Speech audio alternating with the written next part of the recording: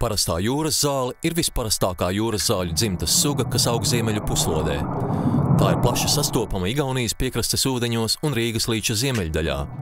Parastās jūras zāles pļavās uzturas vairāk nekā 20 bezmugurkaulnieku sugu. Tāpat kā visa dzīvā radība Baltijas jūrā, arī jūras zāle cieš no eitrofikācijas.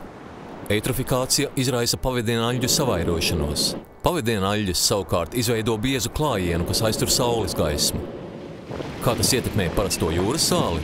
Ja kādreiz tā bija sastopama pat 8 metru dziļumā, tad tagad tās dziļuma robeža ir vairs tikai 5 metri. Pavadienaļģes aug arī uz daudzgadīgiem augiem, tādējādi nomācot citas daudzgadīgās aļģes un veicinot to pakāpenisku izušanu.